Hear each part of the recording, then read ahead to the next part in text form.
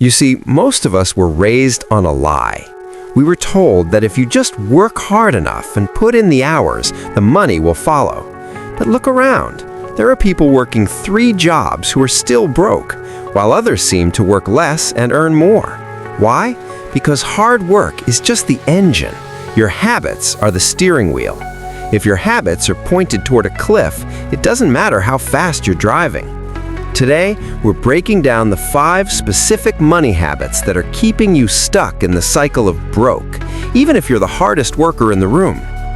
The first one is a silent killer, lifestyle creep. This happens when your expenses rise exactly in sync with your income. You get a $500 a month raise, and suddenly you need a better car or a more expensive gym membership. You feel like you're doing better because you're spending more, but your bank account stays at 0.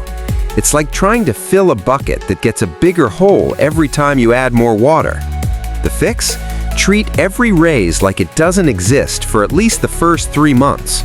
Direct that extra cash into savings or debt before you even have the chance to feel rich. If you don't see the money in your checking account, you won't find a way to spend it. Habit number 2 is paying yourself last. Most people get their paycheck and immediately start what I call a distribution tour. You pay the landlord, the electric company, the grocery store, and Netflix. Then you look at what's left, which is usually nothing, and say, I'll save next month. This is a recipe for permanent poverty. You're essentially treating everyone else's dreams as more important than your own financial freedom. The fix? You have to flip the script. Use automated savings. Set it up so that the second your check hits, a percentage goes into an investment or savings account before you can touch it. Habit number 3 is confusing monthly payments with affordability. This is the most common trap in the middle class. When you want to buy something, a phone, a car, a couch, the salesperson asks, what can you afford per month? If you only look at the monthly payment, you're ignoring the total cost and the interest. This is how people end up payment poor.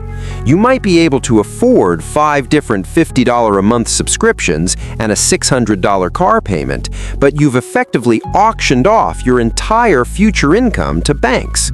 You aren't buying a product, you're buying a debt sentence. Before you buy, ask, what is the total price? If you can't buy it twice in cash, you probably can't afford it. Habit number 4 is the I deserve this mindset. We've all said it after a long, brutal week at work. I worked so hard, I deserve this expensive dinner or these new shoes. It's an emotional trap. You're using money to soothe the stress caused by earning the money. It's a vicious cycle. Using treat yourself as a coping mechanism for a job you hate is a fast track to staying in that job forever because you'll never have the exit fund to leave. You don't deserve a new gadget that keeps you broke. You deserve the peace of mind that comes with financial security. Finally, habit number 5 is ignoring the invisible tax. This is financial passivity. This is when you leave your money sitting in a standard checking account, earning basically 0 interest. Between inflation, the rising cost of goods, and the missed opportunity of investing, your money is actually shrinking every single day it sits still. Working hard for money, but not making your money work for you, is like running on a treadmill. You're putting in the effort, but you aren't going anywhere.